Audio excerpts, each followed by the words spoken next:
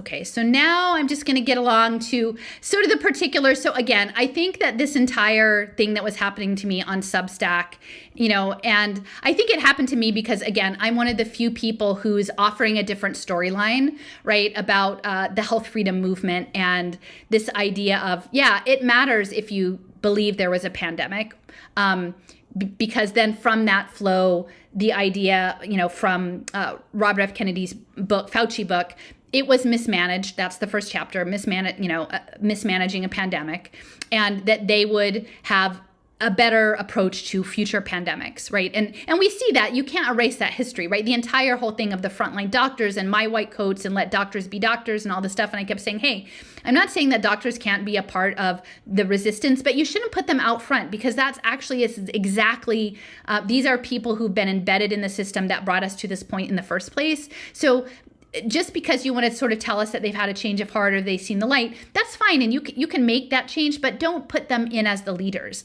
Because what that means is, if you believe that a pandemic did happen, and I'm not saying that nothing happened, but what I'm saying is we need to be paying a lot more attention to things like frequency and nanotechnology and other things that may have caused these really complex effects on people and later repercussions. And again, Steffers has done really good work on the nanotechnology space, and looking, I would especially direct people to, like, there's one about shedding and transmission set in a grocery store. I can't remember the title right off, but this idea of frequency and fields of influence, right? Because what Michael Levin's working on in morphogenesis, I think is also fields are in play. And I think these substacks are creating their own fields of influence.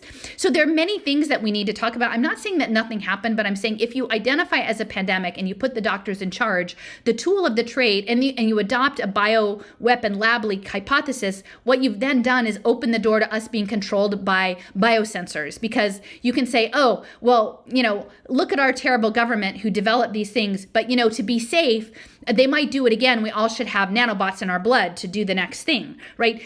We're going to need the electron microscopes to figure out the next pathogen, right? That's the next thing. We're going to need the good drugs. We should be having Steve Kirsch do all sorts of special finance deals to tell us what the good drugs are for the next pandemic. And that's not a path I want to go down. Now, I'm not saying everybody has to follow the path I'm taking, but people have to know that it makes a difference what your position is on this. And RFK Jr.'s position, until I see otherwise in some very firm and clear public statement, that his first chapter of mismanaging a pandemic, and then 100 plus pages of essentially selling everybody on early treatment protocols and specialty drugs created by pharmaceutical companies, that he's not doing that anymore. I'm going to presume he is, and I'm going to say that's not where I stand, right? And I think that's not where a lot of people stand. So they have to figure out how to thread that needle and bring him forward as some sort of viable candidate, unless he's already been tapped to give us the better managed pandemic, which is a really scary prospect, because again, I will say I saw that in this presentation by Liz Mumford before, she was presenting about vaccinology and using personalized medicine towards these safe outcomes. And again, that's not something I'm signing up for, but who better to legitimate that prospect than a Robert Malone figure, right? The guy who developed the technology in the first place, and someone that we know is already working in that space. It seems logical. And, I was telling Cliff the other day, it's like there's a psychological experiment where they say, okay, so I want you to watch the basketball passes. There's a team wearing white shirts and a team wearing dark shirts. And I want you to count how many passes the team with the white shirts makes in this amount of time. All right. So people are really focused and they're paying close attention, and they're like, okay, this, and they're like, okay. At the end, they're like, okay, the correct answer is 16 passes. Now, did you see the gorilla walk through the game? And they're like, there's a gorilla? There's like a gorilla? And they're like, no, I didn't see the gorilla. And then they play it back and they're like, oh yeah, there's totally a gorilla walking right through the thing. And so what I'm saying is, like, this stuff that I'm talking about is the gorilla walking through the psychological experiment. So everyone is being steered through these peripheral, behavior changing nudges and social reactions as social insects and slime mold cells or whatever by the influencers who are, the catalytic agents. And the gorilla is walking through the room, and it's, at the end of the thing, it's going to be life ruled by electron electron microscope, right? And the Frontline Doctors or something like that. So if that's the case, I think we're all going to be in trouble, and we're going to feel really silly that we went along with this for so long. So again, I've got Steve Kirsch. Again, here's the thing, here's his Twitter. I think it's from February. I'm forming a super PAC to draft RFK Jr. to run for president. Okay. So he's like, yeah. So, okay. So, Steve Kirsch has shown up, right? Like, why is Steve Kirsch in the mix on all of these things? Oh gosh, I thought I had more on there. Okay. So maybe it's in here. Oh, I did. Okay. I must not have added the picture. So Steve Kirsch, just to clarify, he's again from MIT, early information search engine, right? So that again, searching through lots of information, finding relevance. So that's pattern seeking, right? And that's exactly what's being done right now in these psychological experiments online. And then moving into digital identity. So he's the perfect guy, and he's doing all the repurposed drugs for with impact finance, and that's the stuff that's being advanced by Protocol Labs. So I'm gonna talk a little bit. I'm gonna play a clip in a minute, but what I've talked about with free market economics. So I'm gonna say that RFK Jr. is talking a lot about crony capitalism, and that we just need to take away subsidies and let markets be markets, like doctors be doctors, and for there to be good, robust signals. And so, and in the clip I'm going to show later, it's about an energy grid and creating energy markets with good signals in deregulation to create a national grid and then deregulate it and let there be free market rule, which, as we know with Enron, that did not work out that well. And it's kind of crazy because I didn't realize that Natural Resources Defense Council created the, legal infrastructure that changed the way the power stuff was done in California. So I don't know if it would be a stretch to say that NRDC created the business opportunities for Enron's arbitrage trading in energy futures, but it kind of seems like it because they did this in the mid 80s and Enron was in the early 2000s. So you've got the signals. And before I've talked a little bit about, this is from my descent map, Bernard Lietaer, and how he was looking for an ecology of diverse currencies. And as I've said before, the whole central bank digital currency, people are thinking it's one thing, but it's not. It's going to be a constellation all attached to the Bank of International Settlements ledger. And yes, it will be decentralized centralization, but they want a lot of different kinds of signals. And so when Kennedy is talking about free market economics as a signal, it's important to understand it, I think, as signaling both in terms of biology, digital biology, and also econophysics, which are community currencies, the kind of thing that Catherine Austin Fitts talks about, moving it that way. And one of the key figures in this is Bancor through B protocol. Now, I think they've moved on to some other kind of automated market makers, but I think that the people involved are really important. And these ideas of alternative markets and creating liquidity in the markets, which is something Leo talks a lot about. It has many important people: Brock Pierce, Tim Draper, various people. Also, Will Ruddick was on staff for a while with Community Currencies, and he's developing the Serafu, the grassroots economics in Africa. Very interested in the signaling. And again, I think it's not just economic signaling, it's biomedical, but ultimately I think part of this biohybrid supercomputer may involve a psychic component, may involve an extrasensory component, a spiritual component, which is, I think, another reason beyond economic opportunity and systemic sort of domination, colonization approaches, why Africa and India are being targeted for these things. And grassroots economics, again, working with Cello, that Leo's talked about extensively over at Silicon Icarus. So when we're talking free market, what you're not going to hear Robert F. Kennedy Jr. talk about, I don't think, is token engineering, right? And the fact that people can emphasize the need for free markets and yet pretend that token engineering isn't a thing or isn't coming is a problem.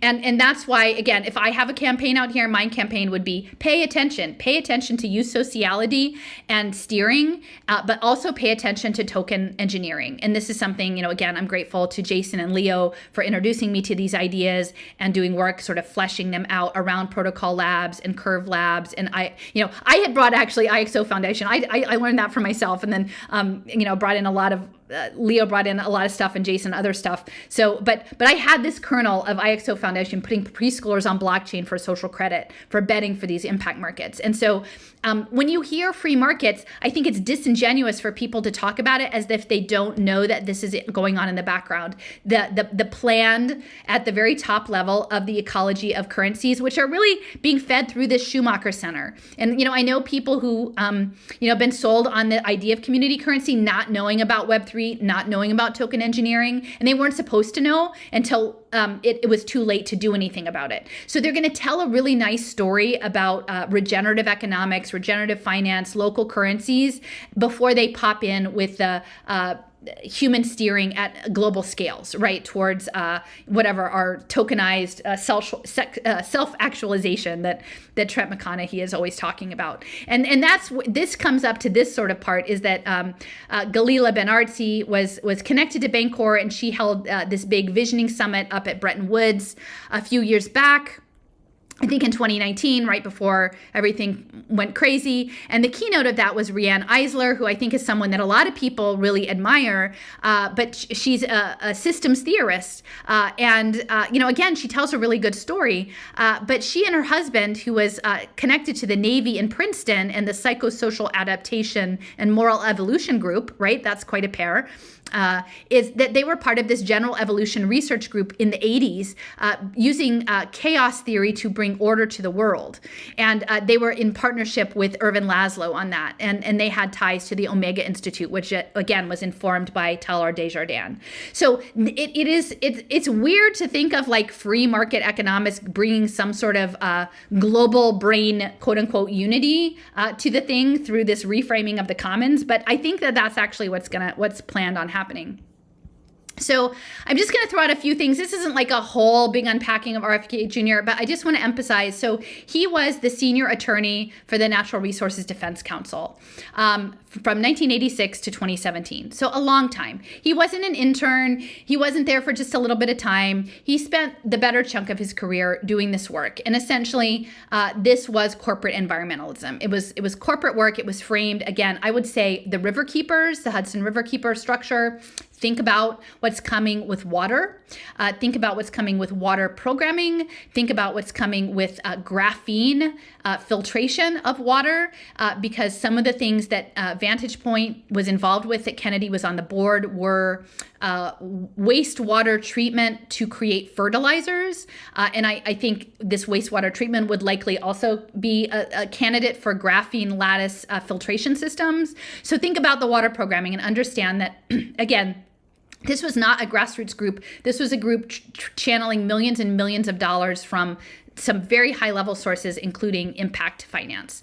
So, I've shared this clip before. This is a list of donors to the Natural Resources Defense Council, including, many millions of dollars provided by the Rockefeller Foundation. So again, it is disingenuous in some ways. Now, it's not saying that someone can't make a different choice and realize like, oh yeah, that 20 years I spent having my salary funded by these institutions could, in retrospect, that wasn't a good thing. And I'm allowing that he could totally say that. I don't think he has, and I don't think he will, because the reason that he's being put in a place to run for president is to support these interests, the interests that paid his salary for 20 years. I think, and unless, he could prove me wrong, and then I would be fine with that, and I would say, okay.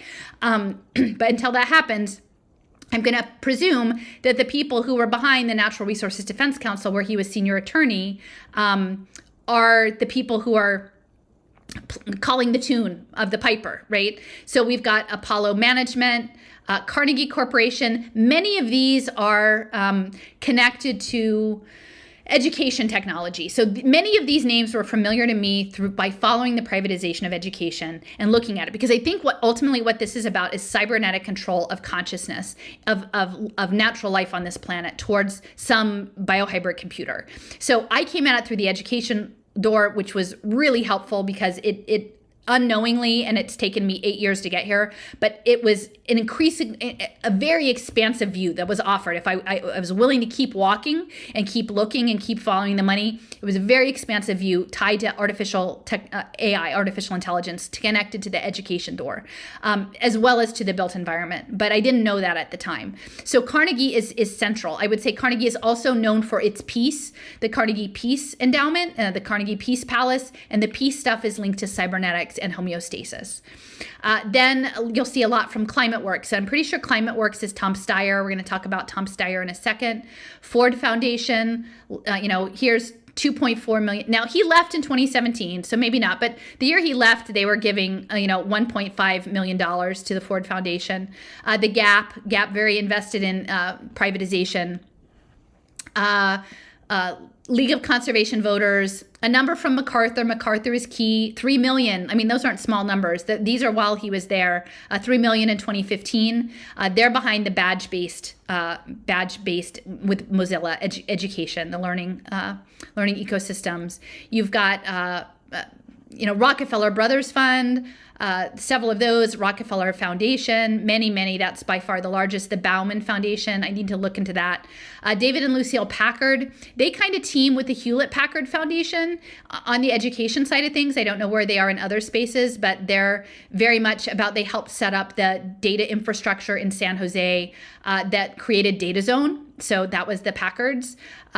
Joyce, the Waltons, again, that's Walmart, one of the key players in education privatization. The Hewlett Foundation, which I've talked about recently with Lynn Davenport about open education resources because they were the major funder. So this is a lot of money. I would assume as the lead attorney that he would understand what these interests were and how to keep them happy. It is what it is, but I don't think that you can say that he is somehow coming from the fringe. He's definitely in the establishment. He was a managing partner for Vantage Point Venture Partners. So he was on their Clean Tech Advisory Council in 2007. So clean tech, and then he became let's see, it says, they have announced the appointment as a venture partner and a member of the clean tech investment team, Robert F. Kennedy Jr. And this was in 2009. And I've seen things as late as 2014. They tell me that he's not part of it anymore, but it's interesting. I don't know if anyone else can find a LinkedIn for him.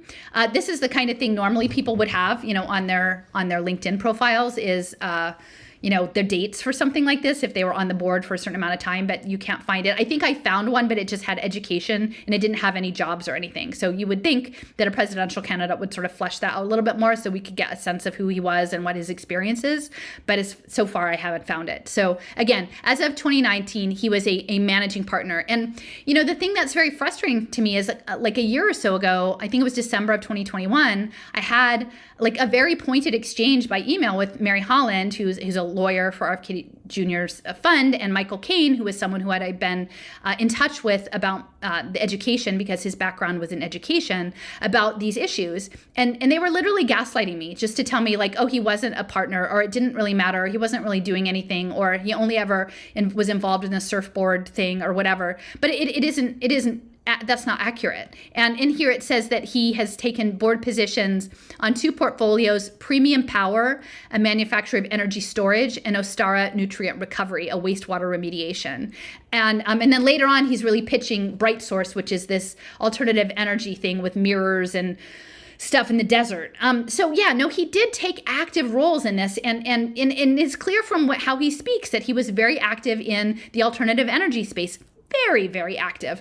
And so I don't think that can be set aside casually when what we're looking at is the use of a distributed, decentralized energy grid tied to digital identities and smart meters and Internet of Things connected devices and ubiquitous computing and pervasive technologies to say it doesn't matter, right? And that's exactly what was happening in this Substack. Was the person who, Celia Farber, was essentially sort of like erasing history. It was very 1984, like, oh, just because he said that this in his book, he's changed his mind and we can forget about that. That's the past is past, and it hasn't actually happened. So, I was very upset because I will be very straight with people. I am direct, I am not mean-spirited, but don't gaslight me and don't treat me like I'm an idiot, right? And I think that they're going to have to figure out, if he's going to run this candidacy, how to talk to people, unless they can get everyone trained in the Stigmergic and computer, to explain this, right? Tell me how this is going to work with your energy interests and your environmental interests, and you're being funded for years and years by the people who are privatizing education and turning it into a digital video game, that somehow you're the freedom candidate. Like, and maybe you are the freedom candidate is if it's free dom with the capital DOM, domination, right? It's like the backdoor freedom candidate. Very, very frustrating. So again, they keep telling me that he's not part of this organization. And yet you can see, I just took this screenshot this morning. This is Vantage Point Capital Partners. It's their team members. It says copyright 2023. So if he wasn't part of it, you would think by now someone would tell Vantage Point Capital Partners to take down his page. Now, I don't think it's actually linked to from the front page, which is interesting, but it's still there and it's updated with a current copyright date. So tell me again how he's not part of this. I don't understand. And for people who aren't understanding what Vantage Point is, this is an image from their homepage. And so it has, for people who might be listening, a smart meter, probably, a house with a heat sensing thing on it, like with heat sensing tomography, a smart highway with smart lighting and technology. And these are the words that are there. This is what they invest in. LED lighting, okay? So we know this is part of optogenetics. Biochemicals and fuels. Electric vehicles. Okay, so tell me about the electric cars and all the nonsense, right? This is what they're investing in. Solar, wind, grid optimization. Grid optimization, that is your blockchain decentralized grid with smart contracts, okay? Power storage. Batteries are really important. The amount of stuff that they have in batteries, hugely concerning, especially when they're looking to turn us into batteries to power our wearables. I've got a lot of concerns about the batteries. Clean water. Again, clean water relates to graphene programming of water. So we need to understand the water is programming. Sustainable robotics, right? So, sustainable, not just robotics, but sustainable ones. So again, they're going to turn us into their robots, right? That'll be super sustainable. That they'll just hijack our bodies and turn us into the robots. So that would be sustainable. Telecommunications, healthcare, cloud computing, digital media, consumer products, logistics, again, blockchain, transportation, cold storage, enterprise technology, and fintech. So that's the open air prison, guys. That's it. That's where we're at. He's building the open air, like the people he's partnering with. And again, I'm open to him updating his LinkedIn profile and providing some resources so that if there's an end date on this, like we know when it was and we can check it out. But as far as I'm concerned, this copyright 2023 here indicates it's still active. So, what are we to say? He has some accounting to do for what's coming. And, this is the portfolio page. They have current portfolio companies. They have 4. Genomatica. Okay, so that looks like genome stuff. It's got 3 little hexagons there. Sustainable chemicals and production. That looks like bioreactors, to be honest. Amprius, advanced lithium ion batteries. Bright Source, that's the thing he's talked about before. Utility scale solar thermal power plants. And Pica 8, open networking, switching solutions. And again, a lot of the stuff that's coming is about switching and circuitry.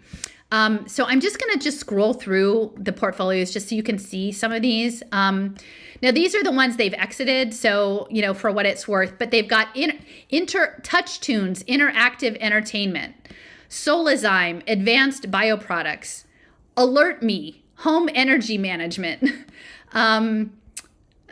Let's see. Optical networks. So we're moving into optical computing. Tesla. I think he was actually involved in the Tesla investment stuff. LiveScribe, digital note taking. Social media recruiting acquired by Workday. Energy efficient storage, biopharmaceuticals, Anthera. Oh, look, Conceptus, Assure birth control systems. CGI, small molecule therapies acquired by Gilead. Axon Technologies, micro-optical products acquired by Volcano. Interactive sports platform, that has to do with teaming. Fan IQ. LED epitaxial wafers. LED lights, that's connected to the optoelectronics. InXite, visualization and search.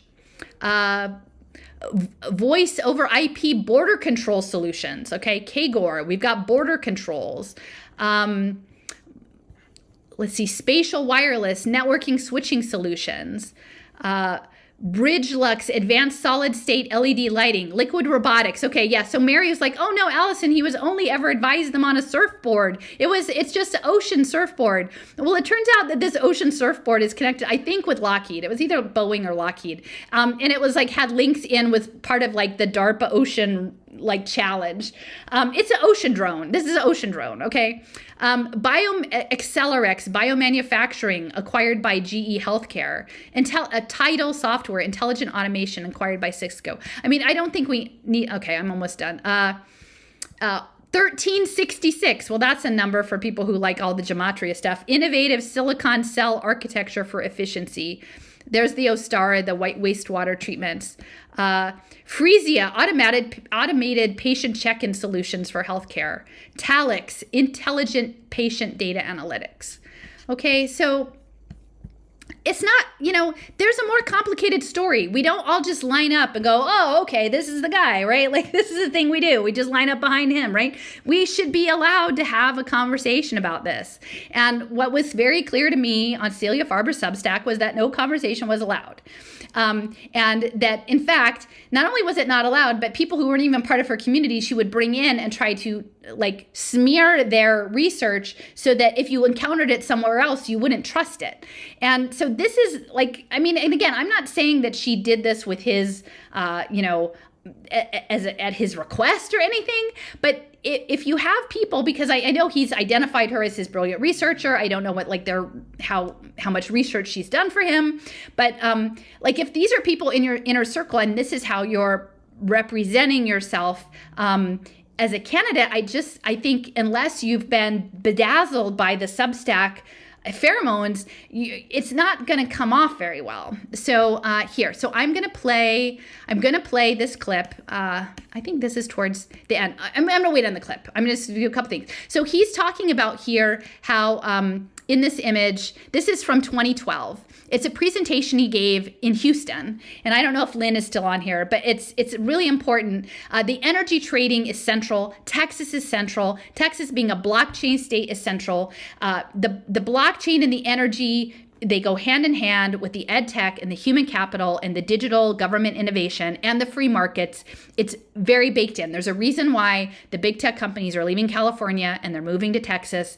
And so he's in Houston and he's pitching this to the energy interest in Houston about creating a national grid and then running it on free market economics. Now, what he doesn't say, and he's just telling like, this is great, we'll have great signals, everything will be good, it won't be crony capitalism. And by the way, like we set up with Natural Resources Defense Council, we set up the law to make California use less energy than everybody else because we're doing it for the common good. Right. He's like, there's bad incentives for the energy market. And I'm not saying that the current energy market is great, but it's that they're not telling the full truth. The future is setting up the digital commoning on blockchain and then putting us in the outside-in robot to program our well-being according to some outside program and then making us live inside it like we're in some sort of gerbil cage.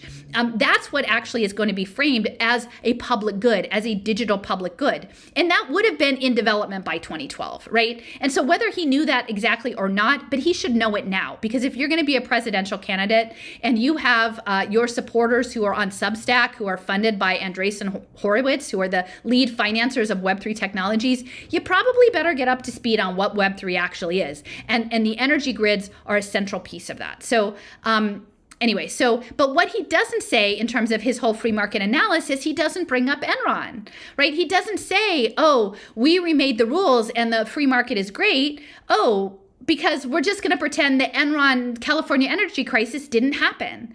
And what happened, and I can't run this clip because every time I do, they say, oh, copyright infringement or something. But there was a documentary called The Smartest Guys in the Room about Enron. And it's important because the Enron people are still coming back into things in the human capital speculation space. And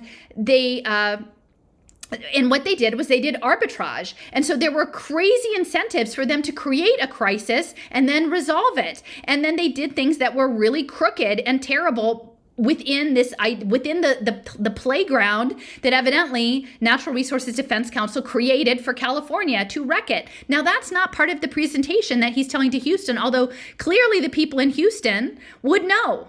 They would know exactly what happened with California energy trading and how terrible it was. So from this article, and it was an academic article, I'll just read, it says, from the Business History Review, Enron and the California energy crisis, the role of networks in enabling organizational corruption. And this is from January of 2020. And so this is an academic article about how the corruption happened. And this is the introductory paragraphs. On June 25th, 2003, the Federal Energy Regulatory Commission revoked Enron's market-based authority, effectively its license to trade wholesale energy, ruling that the company's Oregon-based West Power Division had manipulated neighboring California's wholesale electricity markets via various gaming practices. Okay, so gaming. Now, what I'm saying is Substack is a game. It's a game. If you don't see it as a game, you don't understand it, okay? So as a consequence, Enron was found to have severely disrupted energy markets throughout the western states, contributing to a prolonged shortage of energy supply that would ultimately become known as the California energy crisis.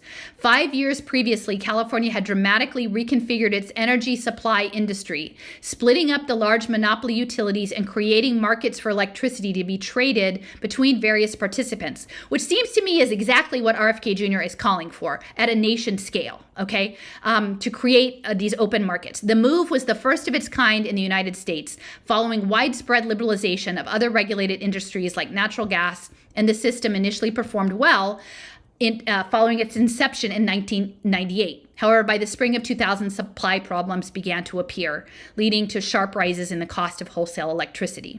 And then this is the second paragraph. While similar practices were found elsewhere, Enron's manipulation of California's markets was particularly extreme. Specifically, Enron's traders used their knowledge of the newly designed markets to artificially increase or decrease wholesale prices in their favor, which often involves submitting false supply and demand information, withholding available electricity, or scheduling energy they did not have. They also made use of flaws in the market's new computerized scheduling system, for instance, deliberately overloading parts of the grid to then receive payments for relieving it, okay? So this is pretty crappy, right? This is pretty crappy. When I play this clip, like, you'll know, right, that this is what he's talking about, only he's not going to tell you about Enron.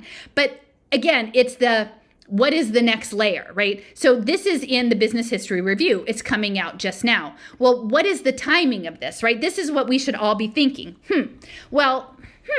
How would this be useful to the program, right? Well, Enron's bad behavior there, the things that they talk about, right? About manipulation, using secret knowledge, artificially doing prices, withholding electricity, submitting false information.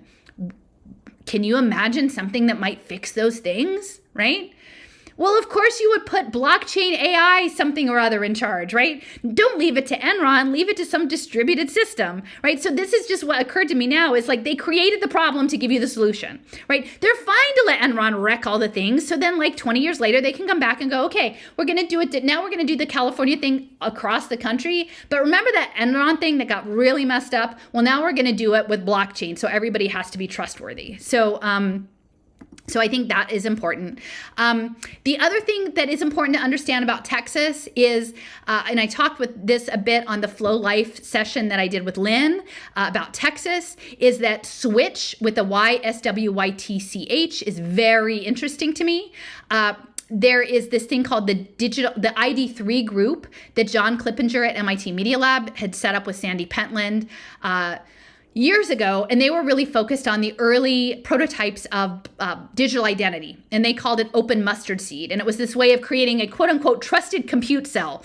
So I guess if you have a trusted compute cell, people like me who are the chaos agents of the Substack can't get in, right? So you have your, maybe that's what Celia means, why the truth barrier or whatever, so you create this trusted compute cell, right? And they worked on digital identity really hard, and then they spun out something called the Token Commons Foundation. And then the Token Commons Foundation, they were for maybe 10, 15 years based in Cambridge, Massachusetts, connected to MIT, sort of an extension of MIT Media Lab. In 2019, in the lead up to all the nonsense, they relocated to Austin. And guess what? They switched up. They changed their name to Token Commons Foundation, which also has a footprint in Switzerland. And then they switched from digital ID to alternative energy, right? And then they started launching essentially sort of token engineering credits for good energy use. Only they got into trouble with the SEC because they couldn't actually have, those are securities tokens and they're regulated. So they're like, oh, we take it back. Okay, we're not doing behavior tokens with our switch prosumer, right? But this idea, when I play this clip, you'll hear Kennedy say stuff like, we want to create every person in America and turn every house into an entrepreneurial energy machine, which is really intense when you think about like what is actually coming out of his mouth. But if you frame it within this idea of switch and the Texas energy futures trading and the behaviors tied to solar panels and smart people, smart meters and smart appliances and all of this stuff, it makes sense. Now they had to backtrack because again, they said, oops, if we do this, it's not a utility token anymore, or it's not a utility, it's a securities token, and we don't want that much trouble just yet. We haven't figured out all the things. So they took it back. But Switch, and again, you can see the Token Commons Foundation is the same as Switch. So them being in Austin and switching from digital ID to alternative energy is important. And then, so here's just the map to point this out. You've got, Mr. Clippinger there from MIT Media Lab and the Token Commons Foundation, and he's doing some presentation on sort of, city science. And, you've got him here. He's at the Human Dynamics group with Sandy Pentland, who's over here off the page. He's advising the Aspen Institute, which is deep player in impact finance, the Santa Fe Institute, deeply into complexity theory, and he's running this thing called the ID3 Institute for Institutional Innovation and Data-Driven Design. And he's also promoting these Windhover principles, which is digital identity, developed in partnership with Ripple Labs. And several people have asked me if I talked a lot about Ripple. I haven't done a ton, but this is sort of part of it. And interestingly, a co-founder is this guy, Dan Harpel, who does supply chains of everything and is working on open music. And so I think we need to understand music and also scent and olfaction as part of the stigmergic signaling. And clearly we know that music is huge in the subliminal messaging space. I mean, they've used that in like the Muzak for so many years, right? But this idea of open music for programming people in the Ant computer is really important. So I want to point that out. And then they've moved over to the Token Commons from Boston to Austin, but they still have this footprint over in Switzerland. And here I just have an image of Texas Republicans. Again, they want to make the state the center of the cryptocurrency universe. What this headline doesn't say is that actually blockchain is about much more than cryptocurrency, and what they're doing is they're moving forward with digital government that will be tied to blockchain and human capital finance, and they're going to they're using blockchain already in the education systems and the credentialing systems. As long as they can make it about cryptocurrency, they don't have to talk about the other stuff. And even I would say that the crypto mining is probably a setup for a transition to a decentralized grid that has some sort of other innovative kinds of, energy generation, I think, that are coming. Because they're going to use the crypto to say, oh, well, look, it's drawing too much energy. We need innovative energy uses. And then here, Steyer was a big backer of the Natural Resources Defense Council. And this is from 2015. So he shut down his NGO dealing with environmentalism. And this is like straight up corporate environmentalism. And he's deeply embedded in the impact finance space. Now, he would be more aligned with the work that Leo has been doing in natural capital, right? I do human capital, Leo does more than natural capital, but the climate stuff would be closely embedded in all the blockchaining and the regenerative finance stuff that was set up. So major funder of Natural Resources Defense Council. So he shuts it down in 2015 to run for president. But then from the same article, it says that, so there was an email sent out that the California-based energy policy operation would shift to Next Gen Climate America, a nonprofit led by the Natural Resources Defense Council, climate advocacy veteran Dan Lashoff, and co-located with Tom Steyer's political organization, Next Gen Climate Action. So it sounds like they're pretty much the same thing, right? Here, like, oh yeah, we're going to shut it down, but we're going to like reopen it with our buddy over here that we're co-located with, right? So like on paper, we shut it down, but not really.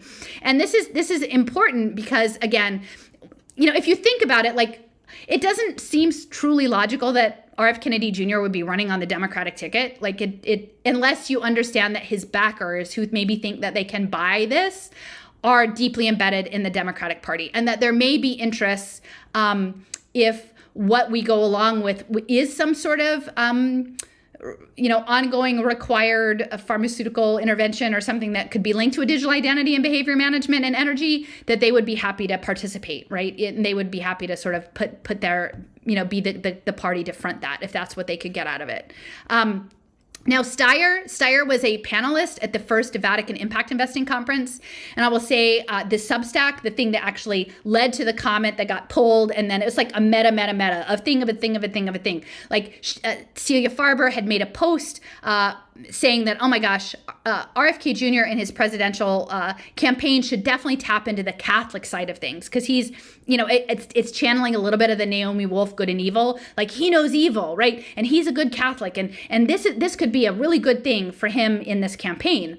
Well, okay, so that's interesting, because the Catholic Church and the Vatican specifically is deeply invested in impact finance in the U.S. coming through the Notre Dame Business School, but then, again, going through the Vatican. So the first conference was in 2014, framed as for the poor, but again, Steyer's in it because he's interested in energy and climate futures. And you can see some of the people, they had a private meeting with the Pope. It's this woman, Carolyn Wu, that I've tracked, and she's the president of Catholic Relief Services that is a major player. Felipe Santos, the academic director of INSEAD, of social entrepreneurship.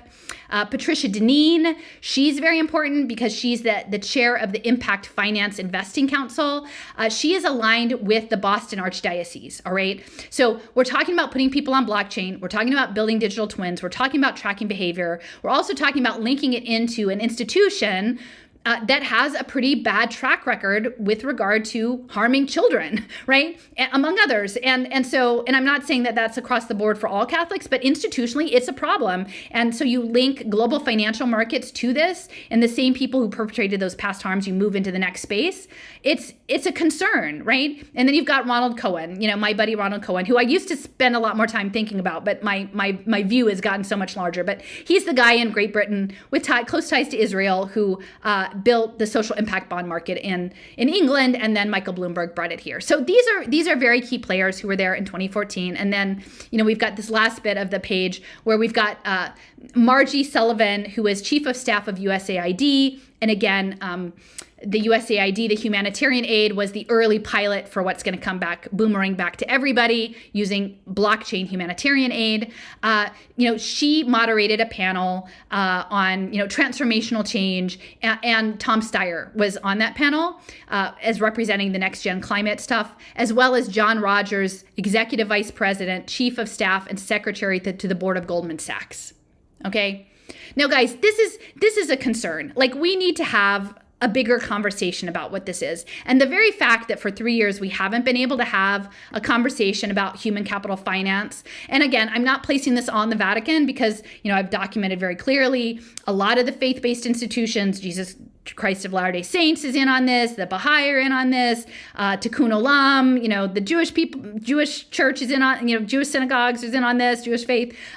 There's Sharia compliant, ESG, Muslim, like this is happening across. I'm sure they're going to have like probably Taoist, Taoist. It's all of it, but we actually have to start looking, like we have to look at it. And they've got everybody running in these little like ant circles, and then swatting at people like me, like, bah, bah, like, and I realized, reading this paper today, they don't have any incentive to know what I know. They don't. Like they have every disincentive to know, and yet it's going to bite them in the butt. In the end, it's going to bite them in the butt.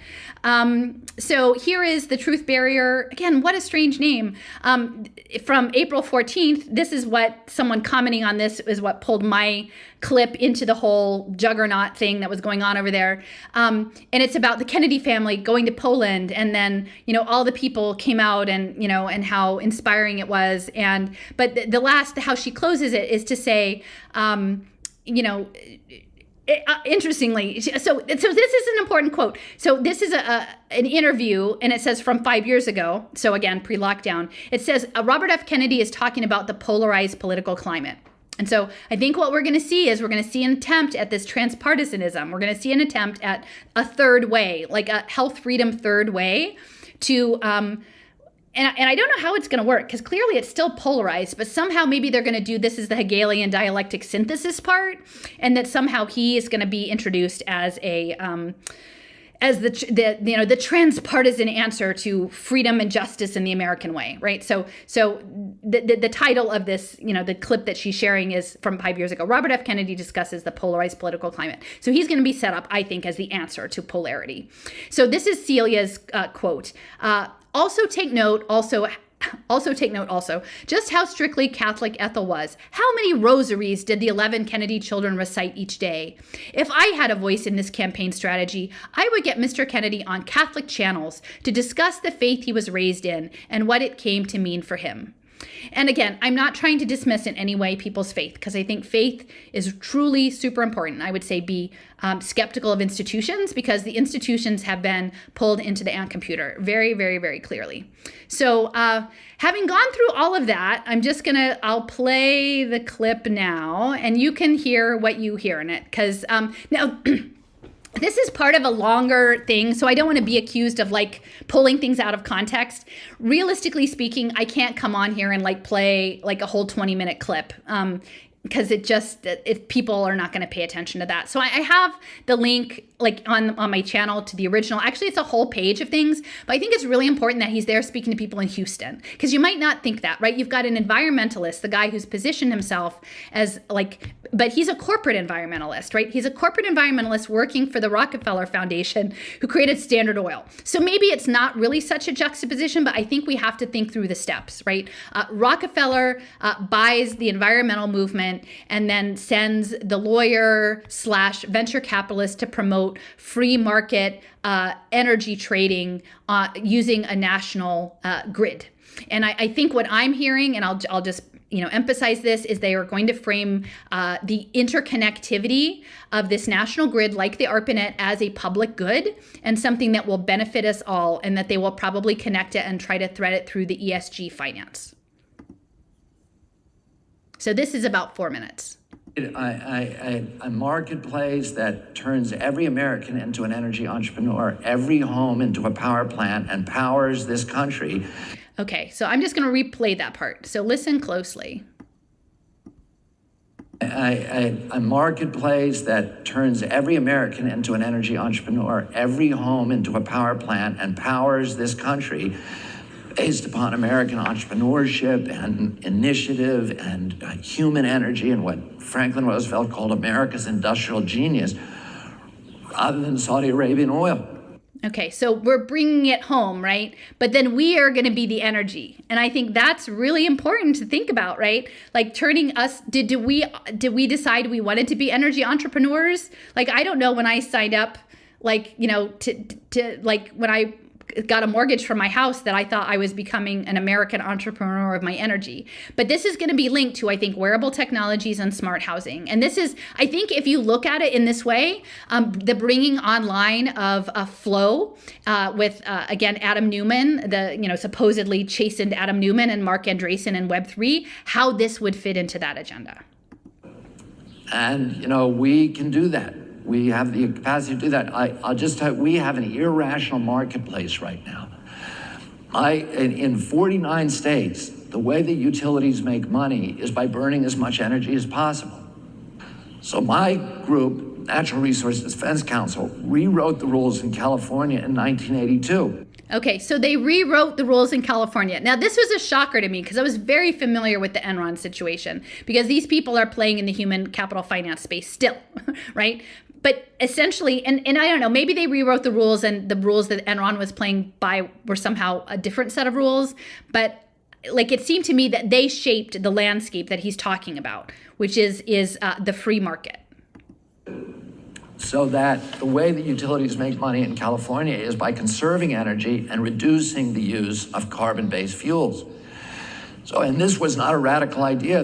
Now, again, the carbon-based fuels, I have, and Allison out there from Vermont, I've been meaning to put, she sent me a really important article that was telling, like, essentially they're trying to stop using wood stoves in Vermont, like to stop people from using wood in Vermont, and which is kind of crazy because honestly, the East Coast is far more wooded now than it was in the early 19th century. And that's part of, I mean, can you imagine trying to heat a home like an old wooden farmhouse in Vermont on electric power? You would be bankrupted. And maybe that's the point, is to bankrupt people out of their homes with the energy supply and then push them into some smart pod housing. But I think that again, the decarbonization has real apparent impacts. And I'm not sitting here saying like I'm a proponent, like I'm advocating for the Koch brothers or anything. I'm absolutely not. But I do think that we need to have a more reasonable understanding if we're rolling into this Web3 energy circuitry. And I see here, Washington Sean is in the comments. We're talking about the Department of Energy and Genomics and how, the Human Genome Project and Los Alamos and the interface of energy with biology, right? The digital biology, that we have to understand that these circuits aren't something that are just in our smart meter. Like literally the circuitry that is going to be pulsing through us is going to be affecting how our biological function and our mental function happens. And who knows, it may already be happening already, because I was very shocked to see what unfolded on that Substack. Before we had deregulation in this country, the way that utilities made money is they would, it's a regulated industry because it's a monopoly. So they have to go to the Public Utility Commission and say, I want to build a dam, a capital project. It's going to cost $100 million. We want to make 15% profits per year. And we want your permission to build the dam and then to integrate our profits into the rate base so that all the ratepayers pay us back for the dam over time and give us a profit annually. They had to show need, and the PUC would stamp it, approved, and they'd go ahead and build it. And they made guaranteed profit. So today in California, the utility CEOs will go to the Public Utility Commission and say, we want to tear the Edison light bulbs out of 1 million homes and replace them at our cost with LED light bulbs that provide better light and that use 12% of the energy. All right, so this is important. I want you to hear what he says. So he's connecting a dam and talking about how they finance the dam and their profit to interventions in your home and smart housing. Now, he leads with lights. Now, you remember how when I went through the Vantage Point Capital Partners portfolio, and again, these were exited investments, but there were quite a few LED light companies, right? So he's not coming in here saying like, well, later on he does talk about Bright Hive and the energy thing, but he's here selling, again, which hat is he wearing? Is he wearing the venture capitalist investor in batteries and LED lights, or is he wearing it in the environmental, or is it just hybrid? And we're just supposed to presume that the new version of environmentalism means we're going to tear out a bunch of stuff and sell you a bunch of new crappy stuff that will spy on you, right? And that's where it's at. And it's important to understand too, I think a lot of people we don't really like LED lights. I'm not a fan of LED lights at all. And that these lights now, again, they're moodable and they're tunable. And I think that there is this idea that eventually, they're going to be using light-based frequency to program people, right? And this is not outrageous. Like literally the science is there to do that, like not at scale yet, but they're doing it in lab settings to use these devices to tune it. So if you create a smart housing and then you create revenue streams based on the behavior of people in the housing using things that you've made them put in their house, that is very concerning. So he's going to go on and talk about some other things. We want to go into 1 million homes and tear out the antiquated hot water boilers and air conditioners and replace them with more efficient models that use 8 or 10% of the energy. It's going to cost us $100 million. We want to make 15% profits, and they stamp it approve, and they go ahead and do it. And as a result of that law, utilities in California make money by doing good things. Okay, so this is the well-being argument, right? So who's saying now? I know that, and I know there's a lot of issues around the California wildfires and the actual source of those wildfires. I know. So, and I hold those concerns as well. But there are also aspects of like the degrading in the electrical infrastructure that might have led to some of the fires as well. And so whether or not that was the actual source of all the fires or some of the fires, but the idea of like this free market and that they're making money by doing good things. The reality is in the aftermath of that, it's not a wonderful thing in California, like the energy over there. It's not the promised land, shall we say, right? And so if they say by doing good things, who gets to decide what the good thing is, right? And that's my concern with the distributed or decentralized autonomous organization, the DAOs, in the framing of the token engineering, again, with Switch, with the Token Commons Foundation, with the digital identity, is that someone's going to be deciding well-being, right? And they're going to say it's well-being, and then it's going to be a totalitarian well-being. Instead of making money by doing bad things to the rest of us. And that's how the free market ought to work. You have to rationalize the free market so that it serves the public. So that's it. That's the Commons Foundation. Rationalize the market so it serves the public. That is token engineering. And that token engineering is going to be applied to a blockchain decentralized energy grid. Rather than destroys the public interest. As a direct result of that law, Californians today use half the energy that everybody else in our country uses. Californians use 6,000 kilowatt hours per year. The rest of us use between 11 and 14,000. That means that every product that's made in California is going to be cheaper because they use half the energy to make it. The ironic thing about that is I'm realizing that like the things, like they talk about products, like I think what's moving forward, we're just going to more and more exist with digital products. I actually tried to send like a tiny little thing to across the border to Canada last week. It was a 6-inch by 10-inch envelope, and it was maybe a little over a 1/4 inch thick, so it wasn't machinable, I guess. It cost me $40 to mail that to Canada. And I said, is there, like, it doesn't have to go super fast. Is there any other option? They're like, no, it can only go international priority. And then I said, oh, well, can you tell me when it's due to arrive? And they said, no, we can't. So they're like, and I kind of joked with the people in the line at the post office. I said, okay. And a guy next to me is like, yeah, I tried to send a box of clothes to my daughter in college in some other country. And like, it cost $400, or something like that to mail the thing. And so I think that really, like in all these ways, we're going to be squeezed into like just having digital items, right? Everything is just going to be an NFT. And that's part of I think that this perfect day or the pervasive day, this idea that you would have like, I don't know, a linen, some sort of natural sheath, and everybody wears the same coveralls, only you can project your NFTs on them or something. And that's what goes for fashion in the sustainable climate. So anyway, I just want to make this point out that this idea that somehow because the energy is less, and I'm not so sure about that all of the products in California are going to be less expensive for people and that's going to be better is an accurate portrayal of how it actually is. So, and now, this is what makes sense. We need a marketplace. And when we develop that kind of marketplace, we all are going to experience the prosperity of it. And now he's talking to Houston energy people, right? We're all going to experience the prosperity of having created this marketplace. So are regular people in this room hearing this conversation about the marketplace that's being engineered? I see someone saying like, they don't get to use, a gas stove, or they don't get to use a wood burning stove, to heat their home. The prosperity is going to accrue to a limited number of people. We've done this before. In 1979, we built an ARPANET grid in our country, a national marketplace for the internet. And today, most Americans have a personal computer. And because we built that marketplace. And what happened to the cost of information, of bits and bytes? It has plummeted to zero.